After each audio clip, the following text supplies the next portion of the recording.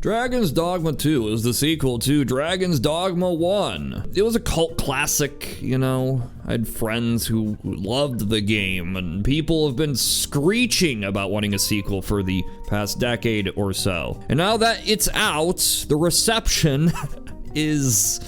So yeah, there's performance issues, something else, I don't know. But there has the big story here is the microtransactions. Because it's a $70 single player game, and having microtransactions in a $70 single player game is probably not great. You can pay to fast travel, you can pay to change your character's appearance. And while you can earn the ability to do all of this in game without paying money, the fact that it's still there means that game design will have been changed, altered, to incentivize people to spend more money. Now, when the game first dropped and people became aware of this, there was quite a bit of outrage. But that outrage quickly became two naked guys fighting over a can of paint. Yeah, see, here's the thing. Gamers don't like microtransactions in single player games, and rightfully so. If a game costs $70 US, that should be more than enough to cover your development costs. And this is just greed, pure and simple. This is not a live service title. You are not funding continued development, so people don't like this stuff. Don't do this stuff. People will complain. They will demand change. They will contact the developers. They will write mean things on the internet, make YouTube videos, keep screaming about this until the cows don't come home. It will be a big issue, a big deal. Unless it's a game they actually enjoy.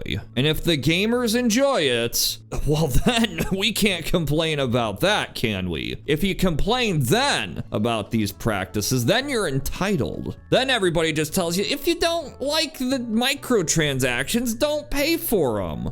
If you don't like the game, don't buy it. It's not a big deal. It's only a big deal in every other game that I don't like. I've been asked many times before, when will the gaming industry crash? Is it gonna crash this year? Is it gonna crash next year? The answer is it's not going to crash. Practices that would be seen as obscene or evil are overlooked the moment people decide it's a good game.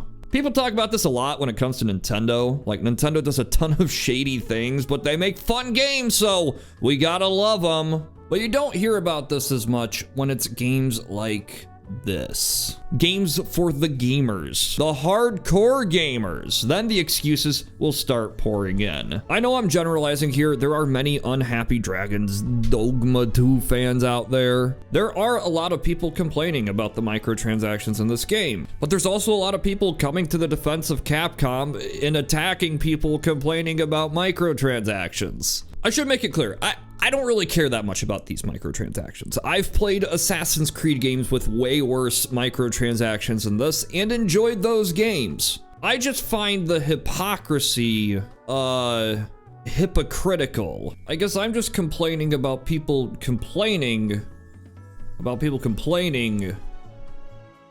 a game I'll never play.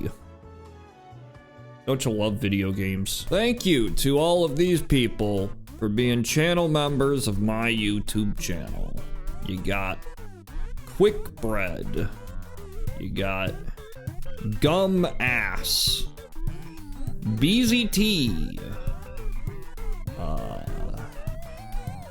Skooks.